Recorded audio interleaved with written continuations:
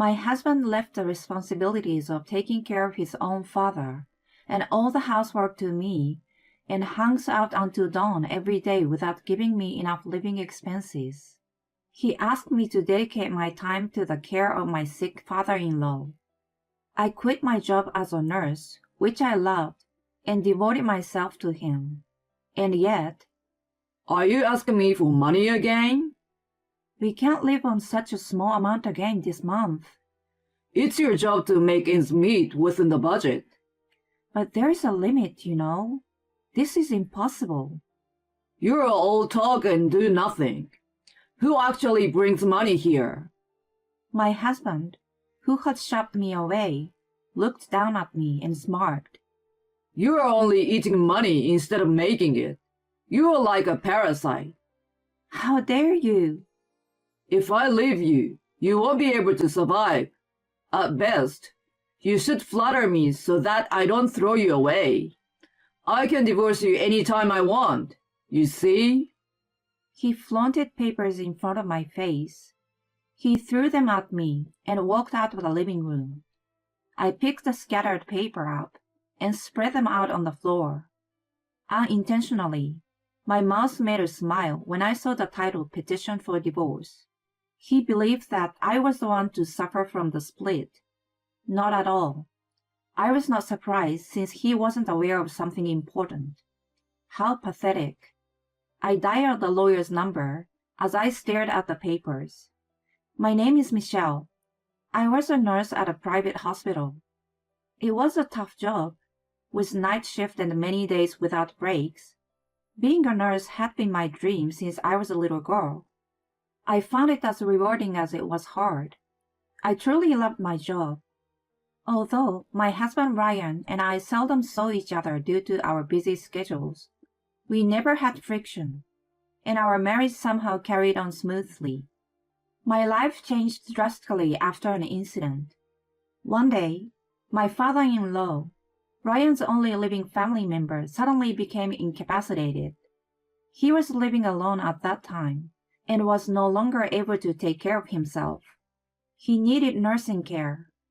Of course, Ryan was worried about him and asked me to take care of him. He told me that he would work harder, so he wanted me to quit my job and devote myself to caring for my father-in-law.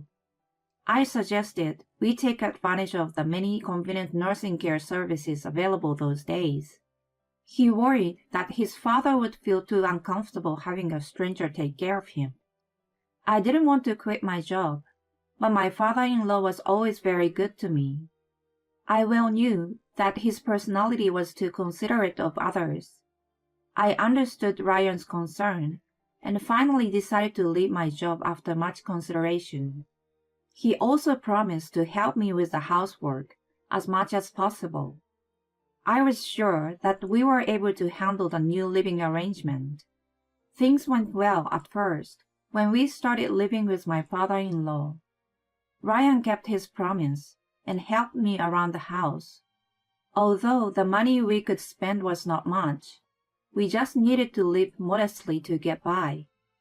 As time went on, Ryan became lazier and less helpful and gave me less money. When a year passed, not only did he stop helping me completely, but started spending his salary as he wanted. He didn't make a lot of money to begin with. Our incomes were cut in half when I quit my job, and we were in a financially difficult situation. In between taking care of my father-in-law, I looked for cheap groceries and had to drive far out to buy them. When Ryan wasn't around, I ate as simply as possible. I couldn't afford to buy new clothes or go to the hairdresser.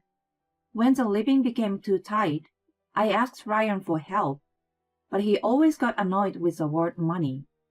Hey honey, about the living expenses this month. I gave you the money already. Yes, but it's less than last month. I can't make ends meet with that. Are you kidding me? It's your job to manage within the budget. But it's too small. After I quit my job, it's been a constant struggle. Please put more in the house. What the hell? It's my hard-earned money. How I spend it is up to me. I won't stop you from spending it. I'm asking to at least give me enough to live on. You are talking all high and mighty. Just because you are a nurse, you still think you are so important. You may have made good money in the past, but now you are unemployed. You are a parasite that doesn't make any money. All you have to do is be quiet and do as I say. When I gave him a hard time, he became so infuriated that I could not handle him. No matter how much I pleaded, I could not get him to increase the amount. I had to take up my own savings from when I was working. I was exhausted from worrying about the critical financial situation every month, and from listening to Ryan's verbal abuse. Even in the midst of all this, my father-in-law always thanked me for even the smallest of things. He knew that we were having a hard time making ends meet, and tried to give me his pension. He was a really nice man, and my only emotional support. Ryan's attitude and life, in general, were difficult to handle, but I enjoyed spending time with my father-in-law. I thought that if he was there for me, I was going to do my best. However, my only happiness was easily taken away. Nearly 2 years after I began caring for him, he suddenly passed away. That day, I was at the supermarket a little farther away because there was a special sale. I had gone out in the morning. I was worried about him, but he was doing well and even told me not to worry with a smile. I went out with peace of mind. While I was out, he collapsed and never came back. I was devastated that I blamed myself many times for leaving him. I regretted it over and over again, and no matter how much I cried, my tears never dried up. I couldn't dwell on my grief forever. It was time to prepare for his funeral. Ryan had served as a chief mourner, but only in public. He had forced me to do almost all of the preparations. It was the funeral of my father-in-law, who had been a great help to me. I would have rather done it all myself than had Ryan do the wrong thing. I did as I was told and made all the arrangements. Since it was a sudden event, nothing had been prepared in advance. I devoted every waking moment to it. I was so busy that my head felt like spinning. It helped me to snap out of the depression, so it was good for me after all. It would be a lie to say that I was not irritated by Ryan, who yelled at me, and when he was satisfied, he watched the TV without helping me. I still tried to do my best for my father-in-law. The attendees, however, expressed their sympathy for Ryan. No wonder. They didn't know our internal affairs, but I was at my limit. It was so sudden. It must have been hard to prepare. No, this is nothing. Just before he passed away, he required nursing care, wasn't he? You took really good care of him. He's my father who raised me, so I didn't think it was hard. With such a fine son, I'm sure he will be able to go to heaven in peace. I hope so too. I'm sure he appreciates you all for coming today. Thank you. Ryan wore a fake smile and chatted with attendees in a friendly manner. The details of the conversation made me sick, and I had the urge to start cursing him out. He did absolutely nothing to prepare for the funeral or to take care of his father. There were days when he didn't even try to check on him. I couldn't forget how sad his father looked when he kept coming home late at night and didn't exchange a single word with him for days. And yet, the moment he was gone, Ryan acted like a good son. I couldn't help but feel disgusted. Once I got the feeling of dislike for him, it was very difficult to erase it. Even after the funeral, I couldn't get rid of the distaste. Since my father-in-law was gone, there was no need to continue living with him. Divorce. The word crossed my mind. I pondered if it was the right thing to do. I was still in doubt, but my revulsion for him was growing day by day, and it never disappeared. I was still procrastinating on what to do. I couldn't make up my mind, even though I was feeling the limits of my married life. It was just out of habit that kept me going through each day as before. Then something happened by chance. When I went to the local supermarket in the evening, the seasoning I wanted was out of stock. I decided to go to another one a little farther away. I bought what I wanted, and when I came out of the shop, I saw Ryan, who was supposed to be at work. I thought about calling out to him, but he was acting strangely. I decided to watch him from afar. He looked around and then disappeared into a building. There was a large sign above the door that he walked into. The name of a consumer finance company I had heard of was written on it. As soon as I saw it, my entire body went cold. It felt like I was placed in a freezer all of a sudden. I thought it was what it meant to have one's blood drained from the body. On the contrary, my mind was strangely calm and clear. Not only did he not pay me enough living expenses, but he also borrowed money without telling me. I wondered how long and how much he had been in debt. I decided to get a divorce at that moment. I couldn't live with such a man any longer. I felt my feelings for him rapidly cooling down. My feelings, which had been almost nothing, melted away like snow. That day, I waited in the living room until he came home. It was dawn when he finally showed up. "Morning, hon. You're back late." Yikes! What are you doing so early? "What's wrong if I was awake?" Nothing. What's going on? I want to go to sleep. "Of course you do. You have been hanging out until now." If you are being sarcastic, save it for another time.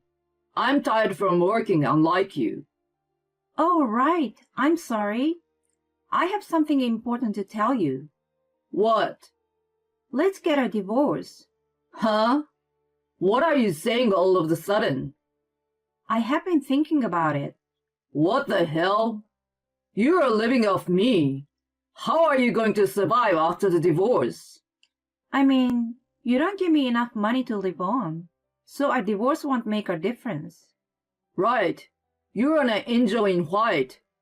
You are a nurse. You can live without me. Is that it? If you insist so much, I will divorce you. Let's go and see a lawyer later this morning. He locked himself in the bedroom after that. He took a day off and took me to see a lawyer as he said. He signed the divorce petition and slammed it down on the desk in front of me. Thus, we were more easily separated than I had expected.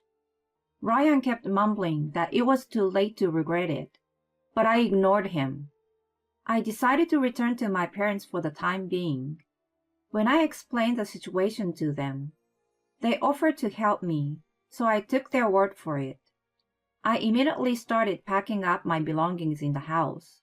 While I was at it, I also cleaned my father-in-law's room and found his will in a chest of drawers. I told Ryan, who seemed more delighted than I had expected. He opened the envelope with great enthusiasm. When he finished reading it, he repeatedly mumbled it was a mistake.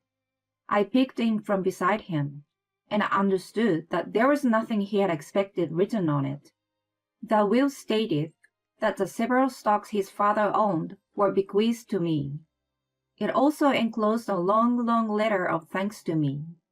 No, this is not true. "Oh my God!" Normally, I, the only son, inherit everything, don't I? "That may be so, but the will says..." You've got to be kidding me. This is ridiculous. "But the will says..." This is invalid. "It has your father's signature on it." It was such a shock to him. He suddenly fainted and collapsed on the floor. I called an ambulance, but I felt like I was already a stranger to him, so I left the rest to the paramedics. He was taken to the hospital. I didn't think there was a need for me to wait for his return, so I packed up the rest of my belongings and left for my parents' house. Sometime later, when my life had settled down, I went to inform Ryan's relative who had been kind to me about the divorce. When she heard my story, she was very sympathetic and gave me a warm hug. When I had finished talking, she looked at me awkwardly, as if she was ashamed, and then she finally spoke in a hushed voice. Ryan had run up a large gambling debt behind my back. That was before we moved in with his father, and had been so since shortly after we were married. His love of gambling and his frequent trips to consumer finance companies had become a rumor in the small community. I felt ashamed that I had no idea, while other people knew and gossiped about it. I was too busy with work before moving in with my father-in-law, and afterward, I had no time for anything other than taking care of him. Moreover, Ryan had been telling people that he could pay off his debts with his father's inheritance right away. He had no doubt about it. The rumor must have reached his father from somewhere. Knowing that, he made his will. Ryan, who had been borrowing money in various places without care, relied on his inheritance. When he found out that he was getting nothing, he fainted with shock. He was released from the hospital in no time and returned home. Now he needs to pay off his debts himself and is living from hand to mouth. I, on the other hand, went back to my parents and took a break for a while. Now I am back to work as a nurse. My days are as busy as ever. I'm happy to have the work I love once again. I don't want to think about marriage for a while. Instead, I want to focus on my job and put my effort into it.